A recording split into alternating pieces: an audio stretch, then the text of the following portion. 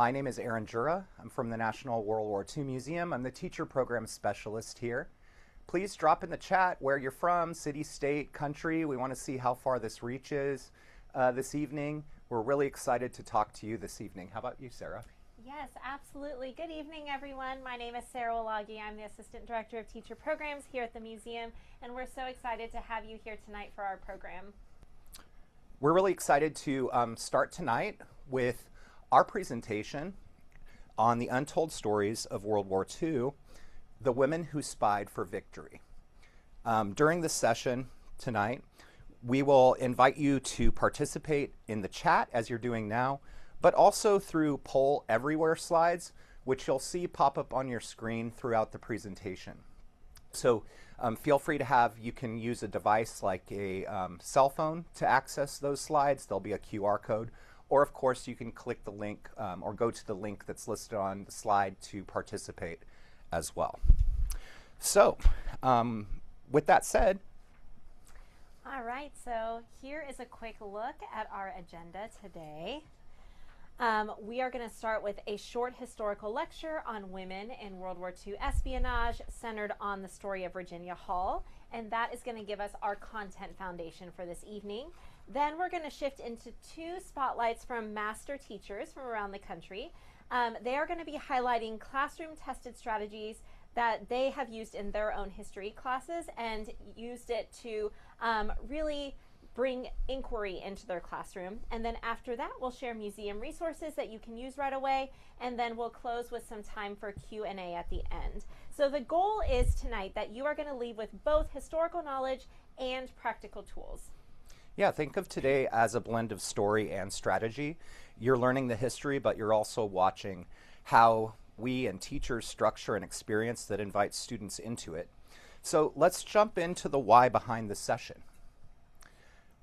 At the end of the session, our goal is that you'll understand the contributions of American female spies during World War II, especially the story of Virginia Hall, which we'll be featuring tonight, and that you'll feel really confident integrating these narratives into inquiry-based classroom instruction. We're not just going to be sharing biography today. We're modeling how to turn overlooked history into a classroom experience that encourages curiosity, empathy, and critical thinking. You'll notice that when we engage with you in a few different ways throughout the session, sometimes we'll invite you to respond in the chat. Other times we'll use poll everywhere slides. If you can, make sure you have that access to a web browser or your mobile device so you can participate along the way. And as we move through the lecture and teacher spotlights, listen for moments where you can imagine students stepping into the story. All right, so we are going to get you warmed up. On your screen, you should see our first poll everywhere question. What makes an effective spy? So go ahead and choose the answer that you think matters most. There's no trick here. We're just interested in your instinct. Oh, we see those some mixed results. Yeah, some results are coming in. This is really fascinating. You can really see just initially here how split the room is. I'm going to give you a few more moments so we can see some more responses come in. Looks like currently ability to blend in and adaptability are sort of tied or neck and neck. What's really important is that none of these traits exist in isolation.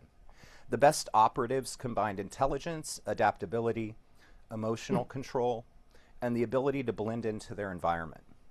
And here's the key connection. Many of the qualities you selected that you see there on the screen are exactly the qualities that intelligence agencies believed women could deploy in ways that men often couldn't.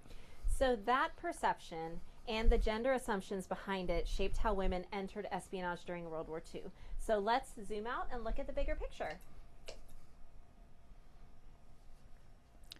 So before we introduce Virginia Hall, we need to zoom out and build some context. When we think about espionage in World War II, popular culture often gives us a polished version. Think sleek gadgets or perfect disguises, really clean escapes. The reality, though, is far less glamorous. Espionage was one of the most dangerous forms of wartime service. It involved secret operations supporting Allied strategy, intelligence gathering on enemy movements, sabotage of rail lines and communications, coded radio transmissions, forged identities, and fragile underground resistance networks that could collapse if a single person was captured. Agencies like the British Special Operations Executive, often called the SOE, and the American Office of Strategic Services, often called the OSS, depended heavily on civilians operating behind enemy lines. These were not career soldiers. They were ordinary people pulled into extraordinary circumstances. Teachers, translators, farmers, mechanics, students. They lived double lives.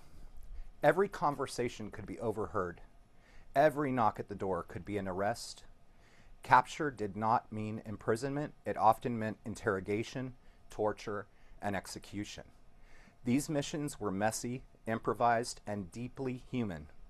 Spies were not superheroes. They were people making impossible decisions under pressure, navigating fear, loyalty, survival, all in real time.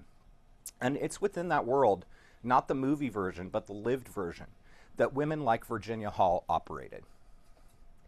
So, why women? The answer sits at the intersection of gender bias and wartime necessity. Women were recruited not in spite of social expectations, but because of them.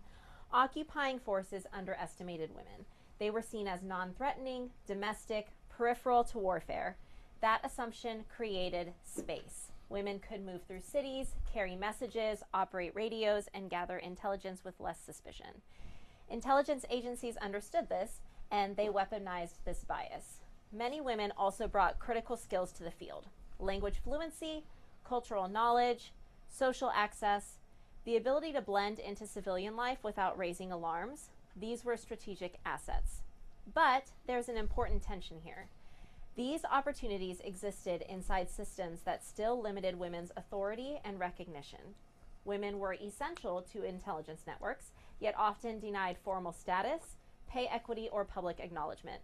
So in other words, gender expectations both opened doors and reinforced barriers at the same time. And that contradiction is part of what makes these stories so powerful in the classroom. Students can examine how social structures shape opportunity even in moments of crisis. Virginia Hall's career sits right in the middle of that tension. All right, here's our second poll question. Which factor gave women the greatest advantage in World War II intelligence work? Go ahead and vote. Trust your instinct here. There's definitely a number of choices. I see a lot of people coming in with a combination of these factors. Some coming in with being underestimated by occupying forces. Excellent. Thank you so much for participating. We'll give it a few more seconds. Yeah, this is really building out. I see, though, the majority of us are selecting E, a combination, and you're in really good company. And that actually reinforces the key point here. What made women effective operatives wasn't just one trait. It was the interaction of invisibility and agency. They were underestimated by occupying forces, and they learned how to operate inside that blind spot. They navigated systems designed to overlook them and turned that invisibility into operational strength. It's really that combination, societal expectation plus personal skill, that created space for extraordinary work. And the person we're about to introduce you to might be the clearest example of that dynamic in action. So we are going to meet our main women spy that we are going to be spending this evening with, Virginia Hall. So before Virginia Hall became one of the most effective spies of World War II, she was a woman trying to build an ordinary diplomatic career. She was born in Baltimore in 1906, grew up in a family that valued education and international awareness. She studied languages in Europe, became fluent in French and German, and set her sights on joining the U.S. Foreign Service. That was her dream. She wanted to represent her country abroad. But in her 20s, her life changed dramatically. During a hunting accident in Turkey, she accidentally discharged a shotgun and severely injured her leg. The injury led to amputation below the knee. She named her prosthetic leg Cuthbert, a detail that reminds us how she used humor to cope with hardship. And after months of recovery, she applied again to the Foreign Service. She was rejected. Officials quietly concluded that her disability made her unfit for diplomatic work. So that moment is critical. Virginia Hall was told, in effect, that her path was closed, and instead of stepping away from international service, she found another way in. And that other way would place her in some of the most dangerous intelligence operations of the war. So before we move forward, I would like you to drop a quick response in the chat. How do you think being underestimated shaped Virginia Hall's future decisions? There's no right answer. We're just thinking about mindset here. How do you think being underestimated shaped Virginia Hall's future decisions? All right, Donna says, I think it made her more determined to succeed. I'm seeing gave her strength and determination, motivated her to prove everyone wrong. Yeah, seems like a few of us have that input. Gave her determination to prove her doubters wrong, courage to show people who are wrong about her. Absolutely. Oh, this one is different. It gave her empathy towards helping others in addition to her determination. Yeah. Interesting. Yes. Absolutely. So those instincts that we're seeing a lot of in the chat, resilience, determination, that refusal to accept limits, show up again and again in her career, and they're about to collide with a world at war. So with Europe sliding into war in the late 1930s, Virginia Hall found herself in France as German forces advanced. When Paris fell in 1940, she did not immediately flee. Instead, she volunteered as an ambulance driver for the French army, working under bombardment and chaos as civilians and soldiers retreated south. That experience matters. It placed her inside the collapse of a nation and exposed her to the human cost of occupation in real time. After France's defeat, she relocated to Britain, where her language skills, mobility, and willingness to operate in dangerous conditions caught the attention of the SOE. The SOE had been created specifically to wage irregular warfare behind enemy lines. So their missions were sabotage, subversion, and support for resistance movements in occupied Europe. Hall was recruited and trained in clandestine tradecraft, so coded communication, surveillance detection, safe house coordination, and how to construct and inhabit a false identity. She was not entering a support role. She was being prepared to return to occupied territory. In 1941, she was inserted into Vichy, France, as an undercover operative. From the moment she arrived, she was under constant risk. Every contact she made could expose her network. Every radio transmission could be triangulated. That trust was really fragile, and betrayal was always possible. And yet, she began building one of the earliest and most effective resistance networks in southern France. So this is where Virginia Hall stops being a rejected applicant or a survivor of injury. This is where she becomes an intelligence officer operating in a war zone. So once Virginia Hall was established inside France, her role expanded rapidly. She wasn't just gathering intelligence, she was coordinating action. She helped organize supply drops from Allied aircraft, moving weapons, radios, and money into resistance networks. She worked with local fighters to sabotage rail lines and German communications, slowing troop movements and disrupting logistics. These were small operations individually, but together they weakened the machinery of occupation. What makes her work extraordinary is the level of trust she built. Resistance networks were fragile. A single informant could collapse an entire cell. Hall coordinated couriers, safe houses, clandestine meeting points, and training for fighters who often had little formal military background. She was operating as a strategist, a teacher, and a leader, all while maintaining a false identity and living under surveillance. This kind of warfare didn't look like a battlefield. It looked like ordinary life layered over secret resistance. A cafe conversation could be planning. A bicycle ride could be intelligence transfer. A farm delivery could be weapons movement. The line between civilian and combatant blurred completely, and much of this work left behind almost no visible trace. It was designed to disappear, which is why artifacts matter so much. So we're going to take a moment and look at some objects that are connected to her story. Yeah, so before we continue with Virginia Hall's story, we really want to bring her work into the physical world. Maddie, who's actually helping us in the chat tonight, She's our Assistant Director of Distance Learning. I'm going to play you a clip here from our collections at the museum. These are artifacts from our galleries connected to Virginia Hall and the world of espionage. And these are the kind of objects that carry hidden histories. They're small, ordinary-looking items that were part of extraordinary resistance work. As you watch, think about how artifacts function as storytelling tools. A single object can open a door into a much larger historical narrative. Hi, I'm Maddie, a museum educator here at the National WWII Museum in New Orleans. I'm in our original D-Day gallery where this portion of the exhibit focuses on deception and resistance. Highlighted behind me is the work of a very special American female spy, Virginia Hall. Hall, during World War II, worked with both the British Special Operations Executive, or SOE, and later the American Office of Strategic Services, or OSS. Her main objectives in both organizations was to sabotage and gather intel on the Axis powers in Europe. Being fluent in French, German, and Italian, her skills would prove very useful in these endeavors. Hall would be sent by the SOE to Vichy, France, arriving in August of 1941.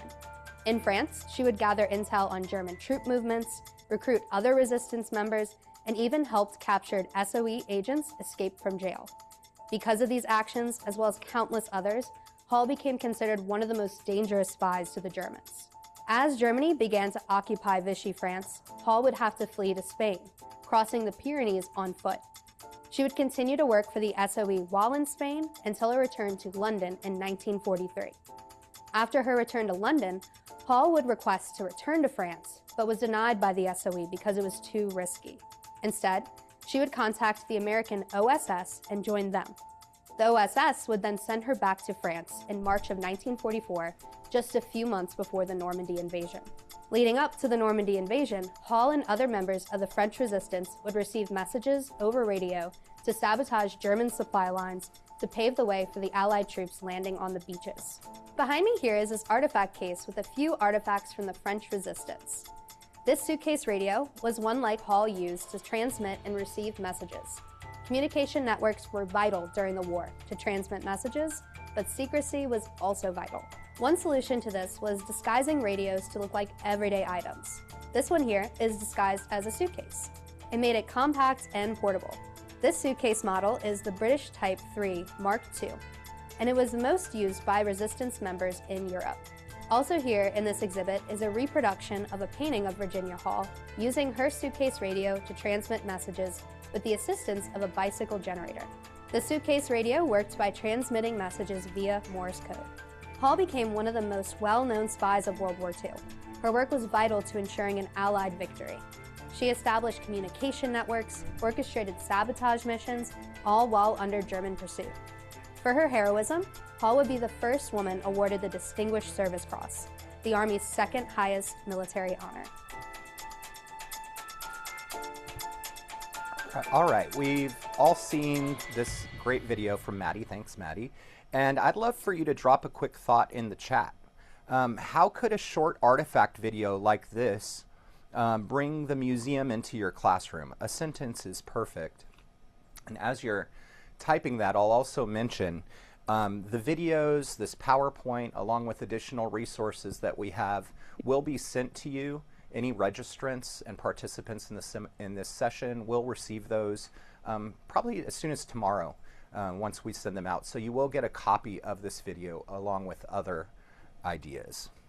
So again, the question is, how could a short artifact video like this bring the museum into your classroom? Any thoughts, any ideas? Oh, absolutely, Donna. We agree with you. The artifacts definitely bring the stories to life. It'll get students thinking about elements they might like, gives visuals to the stories, definitely. Marcus is adding, it allows students to physically view components that bring history to life. I love seeing, and I know you do too, Sarah, how teachers imagine adapting these resources. And like I mentioned, you will receive a link that will actually be to a folder that you'll have access to these materials so that you can bring them and the video directly into your instruction. But let's return to Virginia Hall and the moment when her work became so effective that the Gestapo put her at the top of their wanted list. So just like Aaron said, by 1942, Virginia Hall had become so effective that German intelligence began to notice some patterns. Resistance activity was increasing, sabotage was coordinated, networks weren't collapsing the way that they expected, and they knew someone was holding it all together. The Gestapo identified her as a major threat and launched an active hunt. They circulated descriptions of a woman with a limp, and they gave her a nickname, the Limping Lady. That nickname mattered. It meant she was no longer invisible. Once identified, every checkpoint became dangerous. Every street patrol carried risk. Hall had to change her identities constantly. Her clothes, hair, accents, behavior. She moved from safe house to safe house, never staying long enough to be tracked. And the stakes were absolute. Capture didn't mean arrest and trial. It meant interrogation, torture, execution. And worse, the exposure of everyone connected to her network. So her survival wasn't just personal, it was structural. If she fell, dozens of resistance fighters could fall with her. The pressure became unsustainable. Surveillance tightened, informants multiplied, the window to escape was closing. Virginia Hall had to leave France, or she would not leave alive. So with the Gestapo closing in, Hall's only viable escape route was across the Pyrenees Mountains and into Spain. You can see a map there of different escape routes, and in yellow circled is the location of where this mountain range is. So this is a pretty well-known but very dangerous path used by refugees, resistance fighters, and downed Allied airmen. The journey required traveling on foot through steep, icy terrain in winter conditions, often guided by local smugglers who knew the mountain passes. German patrols also monitored this region, and capture along the way remained a constant possibility. Hall undertook this crossing, remember, on a prosthetic leg. So the physical strain alone was extraordinary. This uneven terrain placed constant pressure on the artificial limb, and each step required careful balance and endurance. The journey took several days, during which she faced cold temperatures, exhaustion, and of course the ongoing risk of detection. And really what makes this moment especially significant is that her escape was not only about personal survival. As Sarah had mentioned, her networks inside France depended on her remaining free. If she'd been captured, the consequences would likely have extended far beyond her own fate. When she reached Spain, she was briefly detained by authorities who did not immediately recognize her identity or mission. So even after surviving the crossing, the situation remained uncertain. Eventually, she secured release and made her way back into Allied territory. And what stands out historically is simply not simply that she survived the Pyrenees, it's that after recovering, she chose to return to the war effort. So after recovering from the Pyrenees crossing, Virginia Hall could have stepped away from the war. Few people would have questioned that decision. Instead, she asked to return. This time, she joined the American Office of Strategic Services, the OSS, the organization that would later become the CIA. She trained again, adapted to new methods, and prepared to re-enter occupied France, fully aware of the risks. In 1944, after the Allied invasion began, Hall went back behind enemy lines. She disguised herself as an elderly farm worker, altering her appearance so completely that even people who had worked with her before might not have recognized her.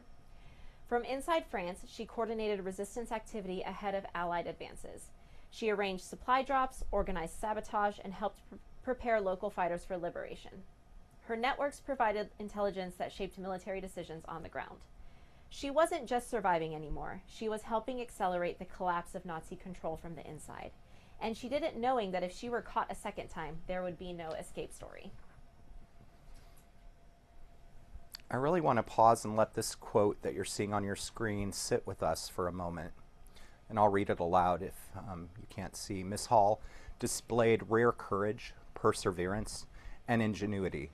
Her efforts contributed materially to the successful operations of the resistance forces in support of the Allied expeditionary forces in the liberation of France. That's President Harry Truman speaking about Virginia Hall. This is one of the highest forms of recognition a wartime operative could receive. It acknowledges not just bravery, but impact. Her work materially changed the course of resistance operations. And yet, despite praise at the highest levels of government, her name remained largely unknown to the public for decades. Much of her work was classified. Much of women's intelligence work disappeared into the archives. Love for you to drop a quick thought in the chat. Why do you think stories like Virginia Hall's remained hidden for so long? And as you're typing your answer, what we're really doing today is part of a larger historical project, recovering stories that they're always there, but they're not always told. Sorry,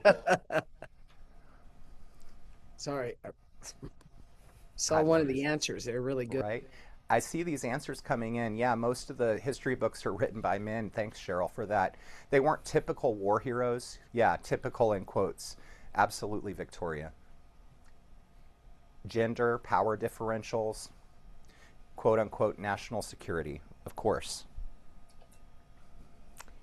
So Virginia Hall played a decisive role in Allied intelligence and resistance efforts. She received the Distinguished Service Cross, one of the highest military honors awarded by the United States. By any standard, she was a war hero.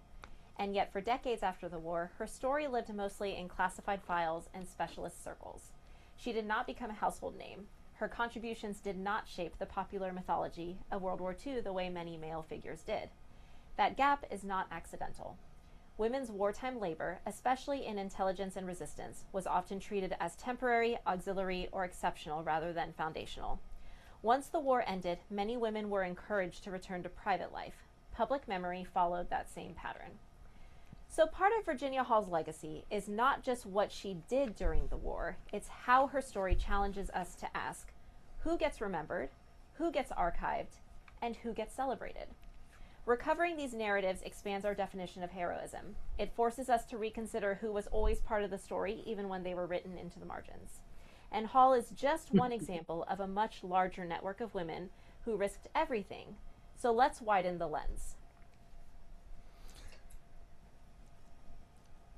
It can be really tempting to treat Virginia Hall as an exception, a singular hero, one in a million figure, but her story is really part of a pattern, not an anomaly. Across the intelligence world, women were performing work that was essential, dangerous, and often invisible. We featured a couple here, but there's so many more women to talk about. It would, take hours, and I would love to do that someday. But Elizabeth Betty McIntosh is a great example on the left side of your screen. She worked psychological warfare. She designed rumor campaigns that were meant to destabilize enemy morale.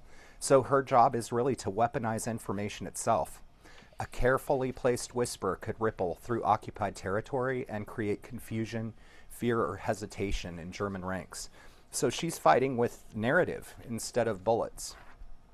Julia Child, better known as the later television chef, worked for the OSS, developing practical field solutions. She actually helped design a shark repellent to protect underwater explosives and rescue operations. While this sounds really unusual maybe, or even humorous, but it reflects the improv that's required in intelligence work. Survival depends on creativity. And on the right of your screen, you have Amy Thorpe Pack. She operated under the code name Cynthia and conducted covert seduction and infiltration operations that helped secure enemy codes. Her work sits in a morally complex space. She used intimacy as a tool of espionage, raising ethical questions that historians still debate today. These women were not side characters in war.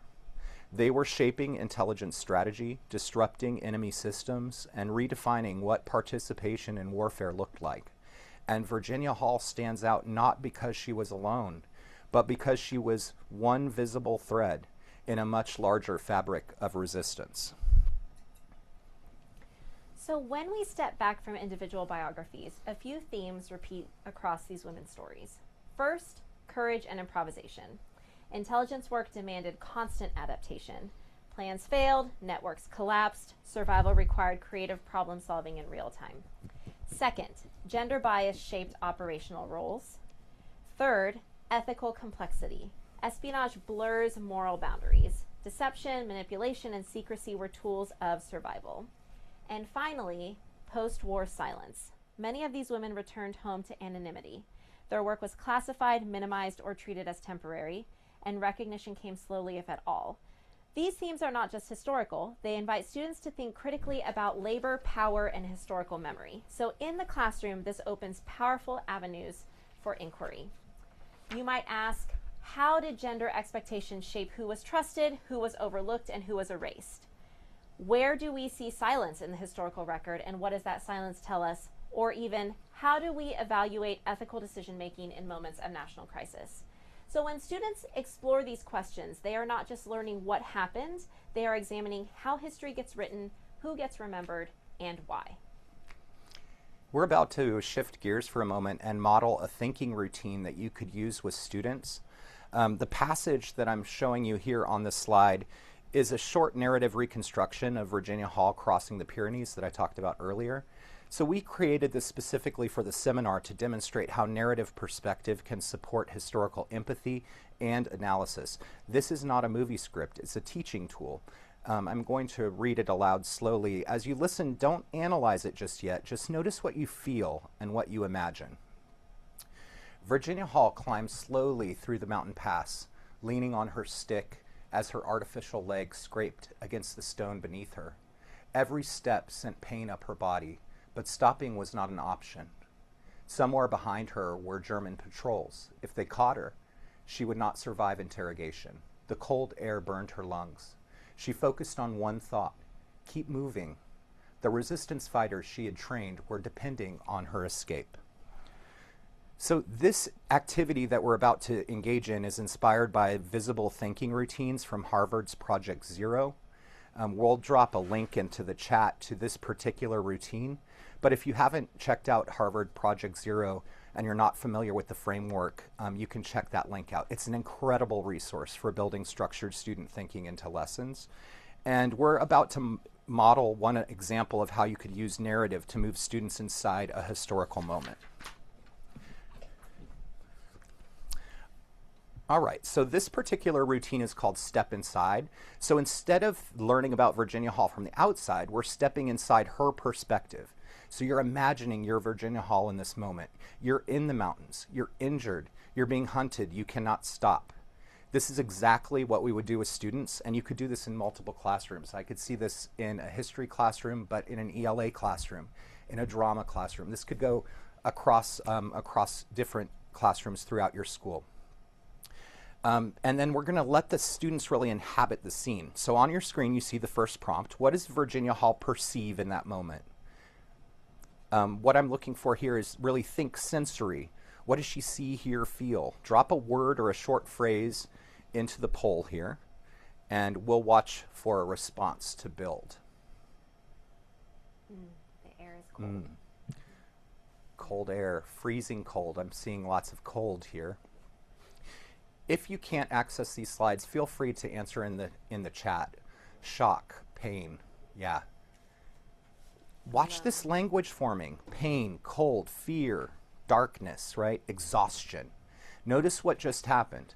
We've moved instantly into sensory detail. Students have stopped summarizing history and have started observing lived experience.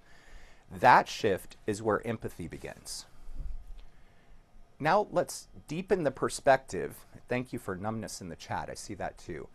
We'll go on to the next one here. And we're going to really ask in this section, what does Virginia Hall know or believe in this moment? Now I'm moving students from sensation into cognition. They're inferring what she understands about her situation.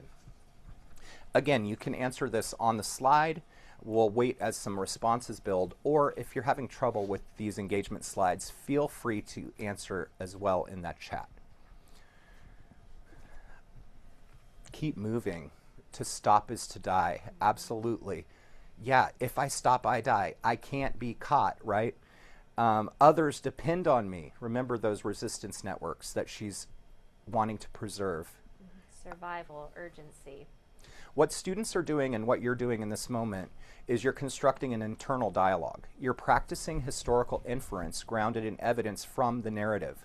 So we've just turned empathy into analysis. And the last step of this routine, and thank you in the chat as well, I see determination and defiance. The last step of this is to think about what Virginia Hall cares about. So you should see another one, our last one here. What does Virginia Hall care about right now? This is the emotional core of this routine. And I'm going to wait as your responses come in and build out another word cloud here. The people in Lyon, yes, helping others. I see justice in the chat. The resistance, surviving, absolutely. Allied victory, thank you. So you'll often see answers in this space from students like survival, protecting others, like people have identified, finishing the mission, that Allied victory line, right? Freedom, loyalty. Students have now began to connect motivation to action. They're asking not just what happened, but why it mattered to the person living it. And that is really the goal of Step Inside, this particular routine. It slows history down. It turns a summary into human experience. So for any English teachers in the classroom, our virtual classroom tonight, routines like this work beautifully in literature circles and character analysis. But for my social studies teachers, it helps students move from memorization to perspective taking. And that's the kind of thinking that sticks. So if you want students to stay inside these stories longer, literature is one of the most powerful entry points. We wanted to highlight just a few books that really extend some of those themes that we've been exploring tonight. So Wolf by Wolf, it is an alternative history, but it opens conversations about authoritarianism, identity, and moral courage. This is appropriate especially for your middle and your early high school readers. The second book, Codename Verity, is a historical fiction that centers around friendship and espionage. And finally, the last one that we are recommending tonight, A Woman of No Importance, is a nonfiction book. It is a biography on Virginia Hall. And this one is really ideal for your older students or your advanced readers. So what these texts share is perspective. They don't just describe events, they immerse readers in the choices and consequences of resistance. And that is exactly what helps our students move from learning history to understanding it. All right, so we're going to shift from narrative to classroom practice, and we're going to hear from a couple of our master educators who are here with us tonight who've built inquiry around these kinds of stories. Yeah, I'm really excited to introduce our first master teacher. And this master teacher is a great friend of mine. It's really my pleasure to introduce Lois McMillan. She's a master teacher from Grants Pass High School in Oregon, and she's going to share how she uses the story of Virginia Hall in both middle and high school settings to spark inquiry, analysis, and meaningful discussion. Take it away, Lois. The floor is yours. Great. Why don't we click to the next one? I'm just going to say click for you. So unless I can move it myself, I can't. So I'm going to let you move it forward. I found the story of Virginia Hall just absolutely so usable in the classroom. And I've used it at all three levels, at the middle school, and then 2 of my high school classrooms. She's just perfect for that. Click. So go to the next slide. So do I have that? This first came to me during the pandemic. I'm one of the teachers that does not say the pandemic really hurt my teaching. It really expanded my teaching. And one of the ways it did is one of my colleagues in Pennsylvania, Joe Welsh, and I did a online podcast for middle schoolers, which really ended up really bringing in high school kids. And we call it the Joe and Lo Show. And we kind of ran it like a play-by-play and color like we were a sportscast. And so our theme was facing crisis head on. Click. And it was for middle school. And what we found is we went into areas that we had never gone into that we had particular interests. And so we started with the theme of facing crisis head on. We did the youth, and a lot of the resources we used were from the World War II Museum with Japanese internment camps. In sports, I did the Rome Olympics, which I always think is fascinating. The Best Years of Our Life is a movie that I think every kid should see because it's men coming back from war. And then we did music. So these are the areas, but the click forward. The one that we did on women, where Joe used the Women Army Corps because his grandmother was a WAC, and I used World War II spies. And that's when I fell in love with Virginia Hall. Click. Now, Virginia Hall, the essential question that we posed for middle school kids is, how does a crisis provide opportunity for marginalized groups? And she really hits that with two marginalized groups, those that are disabled, because she's definitely disabled with one leg, and that is a woman. And the title that we called it was Masked Courage, the grit of a woman spy. Click. And what we did is we opened up with vocabulary, and most kids don't know what grit is, or, and I really wanted kids to display grit during the pandemic. So we went in deep into that word. Of course, she has courage, and that was common with what you said. And it was really funny, Cheryl, you put in that she was a badass. When I did this lesson, and I told my kids I was doing this lesson for this World War II museum presentation, one girl just shouted out, "Oh, she's such a badass." So kids absolutely use that language and fall in love with this woman. Click. So one of the ways I really wanted to do it in the world history classroom, and with the middle school classroom, we did vocabulary development, talked about the story, and then the question went back to the essential question. But when I got to the high school, I really used her in the world history classroom through Vichy France. Vichy France seems to be really hard to teach and understand, but if you put Virginia in the center of it as a spy, it really adds to it. Click. Next slide. And the essential question I wanted for my high school kids is, what is it to really resist? What is resisting? And it's not as overt as we think it is. Click.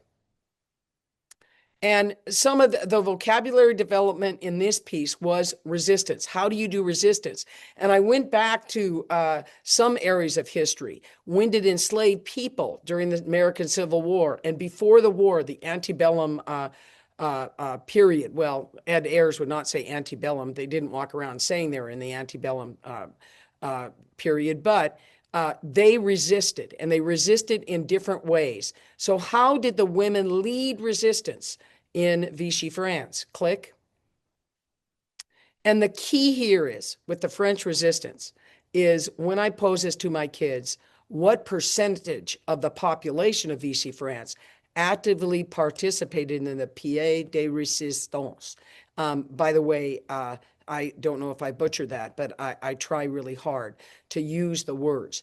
And the percentage that is used is 10% only. And within that 10% of resistance, only 1% were women. So there isn't a lot of women within the French resistance, but the ones that were, and another word that I would use in the future is called a plume, which is a self-confidence, an assurance in a demanding situation. These women were really amazing. Click. And the idea of risk, how much are you risking if you're a woman in the Pied de Resistance? And this is one of the posters that celebrates them. I just think that French resistance is a great place to not just have kids feel like heroes, but they are heroes. And I really see them as heroes. And so I love this poster. Click. I'm going to move along. Part of the network that Virginia Hall established was different kinds of women. Men were resistant to follow her at first, but she just was such a leader that they ended up doing it. There's one story in Sonia Purcell's book about one guy that totally resisted her and said, I am not following this woman. And eventually he becomes her biggest champion after the war and telling her story. But nuns were really key here because they could weave in and out of that Catholic society. And she talked about it in her book. This is a quote from Sonia's book, or Purnell's book. I really love this book. And one of the techniques that I use in the classroom all the time is pulling from really good secondary sources. There's some great books out there. This book is one in particular. Click, and I'll talk about that. She also used prostitutes. I want my students to have empathy for all parts of society. And here, one of her cellmates in Barcelona, when she got over the the Pyrenees. She got into Spain and she was immediately jailed. And she needed to get information to the American consulate. And she used prostitutes that got out to do it. And that trip over the Pyrenees, oh my goodness. By the way, she drugged that foot because she had to cover up the snow. If they'd known, the people that took her over the Pyrenees did not know that she had a wooden leg. She's just remarkable. And so that exercise that we just did in how that felt, she had to have been in total pain all the time. Click. The other thing that I want to teach using Vichy France and Virginia Hall is geography. Students do not understand European geography. And so I really use that because she's going to be in Vichy France first, smuggle out through Spain, and then come back in with the Americans to help with D-Day.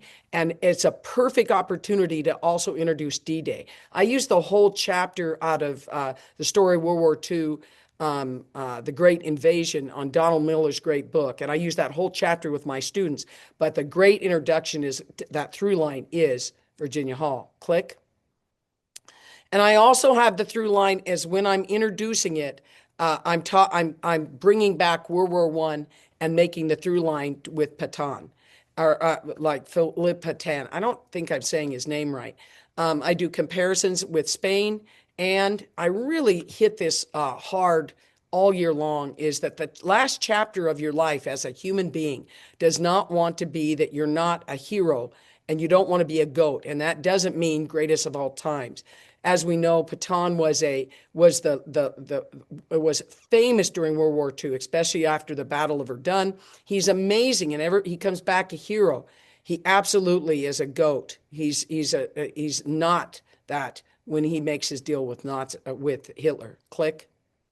And I really point that out. But the key here that I want Vichy France in both U.S. and American history, and Michael Nyberg really hits it great in When France Fell, is that the Americans were shocked that France fell. We don't teach that hard enough. That was the shock. The invasion of Poland, it kind of makes sense, but France falling, they did not see it. Click. And it's really within his book. He talks about when Stimson said it was the most single shocking event of the war. The history is recorded, but few events that are so cataclysmic. I can't say the word right now. And then there's no doubt in my mind that this country is in the most critical situation since we won our independence. This is how the Americans saw the fall of France. Click. And in Virginia really talks about this in her status within Vichy France and who she was as a journalist. And she saw the Gestapo as sadistic, depraved geniuses. But in the free zone, what I emphasize is the Vichy police that were arresting people and taking French Jews to concentration camp were even more cruel than the Gestapo. Click. I'm going to move really quickly through here. The World War II Museum has also an awesome interview from 23 with one of the best books about Vichy France, which is by Robert Paxton. And I really think that you should get into this. I focus on what Vichy France is and why they fell so quickly. Click. And reading solids, I just told you about reading solid secondary sources. Click. One of the things from D-Days that I talk about is in this chapter on D-Day girls. Click. And I really read this aloud where Jepson goes, he needs talented women. The SOE really needed in its early days women to be recruited. Click. But the brass was refusing. And so facing opposition, he appealed to a former journalist who once wrote his magazine, a drunk old hack who penned ponderous essays about naval warfare and dreadnought. Click. Who was that guy? Who was that drunk old hack? Anybody have any guesses? Put it in the chat very quickly. I just wanted to give you a clue. This is my boyfriend. A lot of my boyfriends are dead. They seem to behave a little better. It was, click, Winston Churchill. He was the man. Yeah, Hemingway's a good guess, but I'm going with Churchill all the way. Click. So one of the things that I do is read the whole chapter on when she gets 12 of her spies out, 12 minutes, 12 men. It reads like a novel. I really encourage you to read through it. Click. And these are the men that she had escaped. Click. And later, this is also the moment where they put out they put out the poster. They're going to capture her. She's got to get out. And this is when she gets out of Vichy, France, and gets to Spain. And then she's going to come back in, as you know. Click, as you know. Now, I believe that formative assessment can be done easily through music. And I'm going to end with this. Click. One of the first through lines I do is in World War I, when I'm teaching it, I concentrate on when James Reese Europe brought jazz to France. And of course, I teach cleverly through this Swedish heavy metal band. I know you guys know them, Sabaton, which is awesome. And so I hit those two areas, click, of music, jazz and heavy metal. But Virginia Hall is a great place to introduce other ways of music. Click. And what I have is I give them this question. We look at these three genres. Click. And I pose the question, which genre so fits Virginia Hall? And if they pick one, they have to pick a song that goes with it. Now, which one do you think kids pick? I'm going to give it to you. You can put it in the chat. They usually, 80% say she is totally a hip hop, that they could do hip hop all the way. Classical pop, they can get a couple of songs there, but hip hop. And then if I wanted to extend it, I haven't done this yet. The kids always want to make a rap. We do historical rap in my class. So I really think you could do easily other ways of bringing Virginia Hall in. I just love doing it through music, and I'd really like to, drop some beats and maybe make a historical rap about Virginia Hall. I think it would be great. Maybe use an Eminem's song. I can't remember the name of that. That's the one that they really mentioned that would be a great song to do it to. Click. So thank you so much. I'm going to pass it off to Michelle. All right, thank you so much, Lois. So that was a fantastic example of what happens when students are invited to wrestle with these stories through inquiry.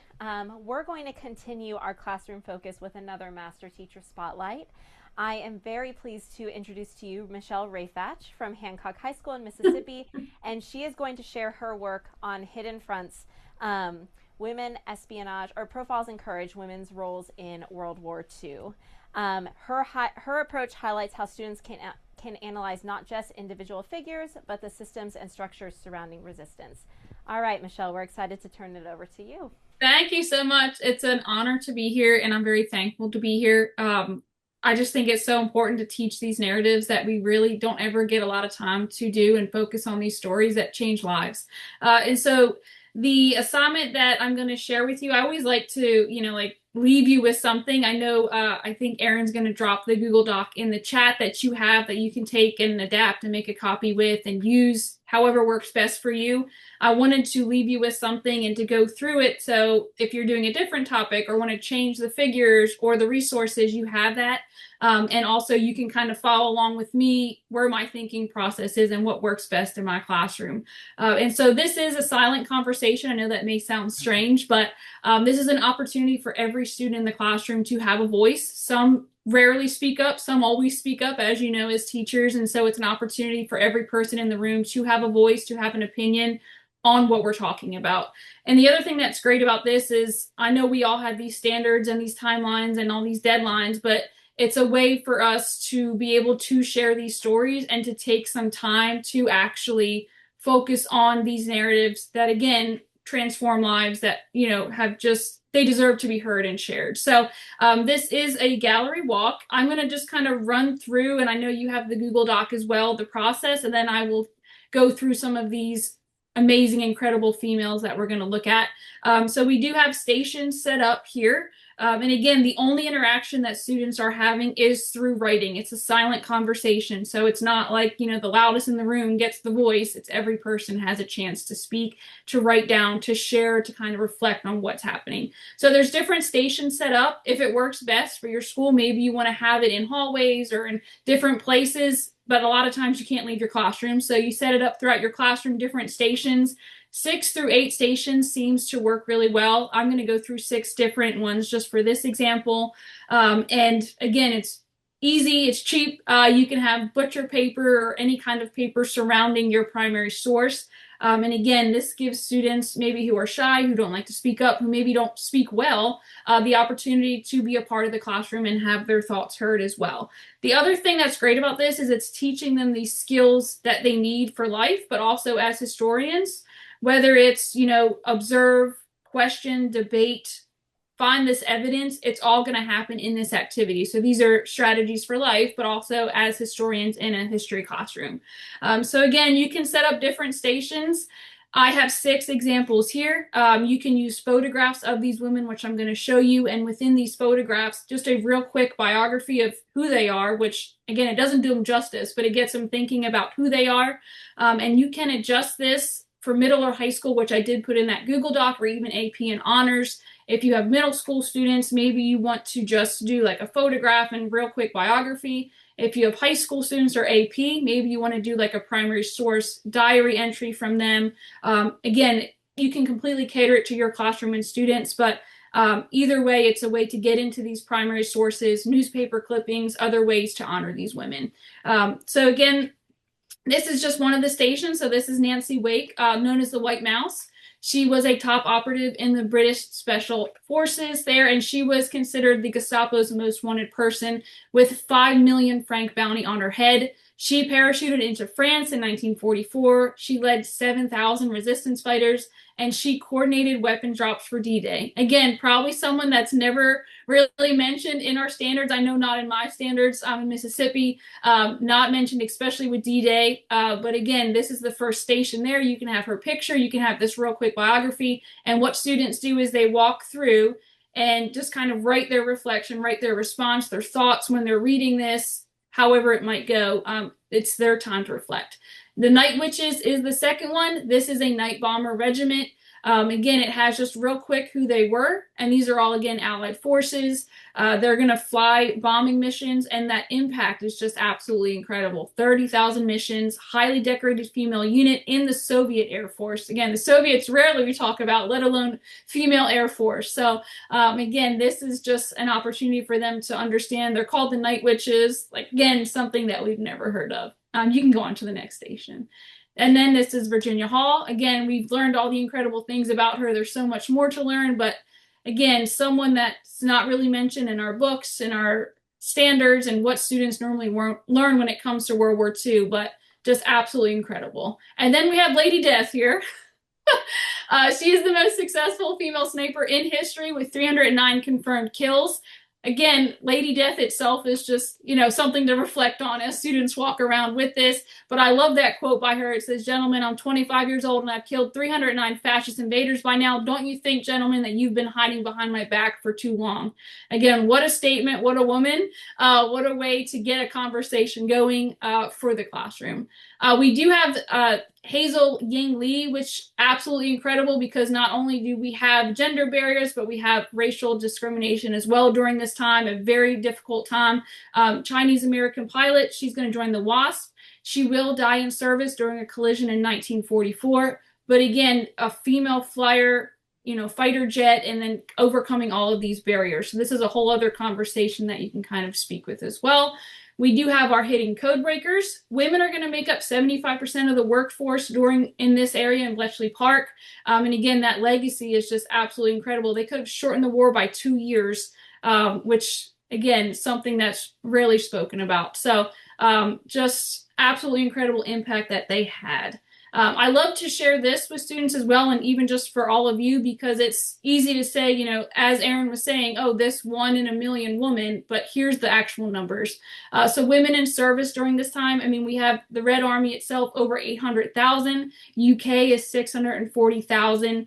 The US has 350,000. These are females, these are women stepping up to the line of duty, the call of duty, and doing incredible things for our country and the war. So just some tips. I know you have that Google Doc, but again, you can adapt it. Normally, the silent walk, we do about 20 minutes for it. for students to kind of synthesize, and I gave you that Venn diagram for them to kind of go through on their own after they've walked through it, about 15 minutes, and then a debrief session. And I love this one question that I put in there is, how do these stories complicate the traditional Rosie the Riveter narrative that's found in the textbook? So what does this mean? How does it change things? Does it change things? Should it change things? But how does it kind of disrupt or kind of increase that narrative with that Rosie the Riveter? Because that's normally what we see with women in World War II. So again, you can take those questions, you can change it, adapt it, middle school level, high school level, AP level, honors, but as far as the kind of framework, I wanted you to have that. But this is a great opportunity. And the other reflective response for students to give is, if these stories were excluded from our history books, how would the understanding of the Allied victory change? And use some evidence from two women that we studied. So again, using those primary sources, being able to use that inquiry, understand, and really reflect on it. How does this change things? And then going forward, even in your classes, whether it's World War II or not, you can start using this framework as well. So it's just a great opportunity to let students speak silently, which is strange and sometimes really nice when they have to be quiet, and allow them time to reflect and gain something from it. So, and again, that Google Doc is there. If there's questions, I know we'll take them later, but. Yeah, thank you so much, Michelle, and thank you also, Lois, from earlier. Before we move into Q&A, and I want to give you all time to ask questions of our master teachers or us here in the studio, I want to make sure you also have some concrete tools. The National World War II Museum has a full digital curriculum collection called Our War II. It's available at www.2, the number, classroom.org, but we've also put a link in the chat, and you'll receive a copy of them tomorrow via PDF. These are inquiry-based lessons, essays, primary sources designed specifically for classroom use, and they highlight stories that expand the traditional narrative into women's contributions. So again, tomorrow you'll receive that follow-up email with a Google Drive link with all the materials, the artifact video, the narrative passages, links to Michelle's presentation, our presentation. The recording will also be sent to you, so you'll receive that as well. Our goal is not just to tell stories, but to help you teach them. We also have a classroom version of this webinar. So this was more designed for you with that big historical background lecture at the beginning. But there's a classroom webinar that you can stream in your classroom. But just like this one, it'll also be recorded, and you'll receive within about an hour of this ending on March 25th at noon Central Time. You'll receive a copy of the videotaped version. So you can, I sound old-fashioned when I say videotaped, recorded version digitally. So you'll receive that as well. So say your class is in the afternoon, you'll still be able to utilize that classroom webinar in class. That webinar, you need to register separately for it, and a link was dropped in the chat. It's also available, of course, at National World War II Museum.org through our events page. Huge thank you to Lois, huge thank you to Michelle, and thank you to all of you in the chat for really participating and engaging with this content this evening. And I'm really excited to hear back from you what you did with it in your classrooms. Thank you. Thank you, everyone.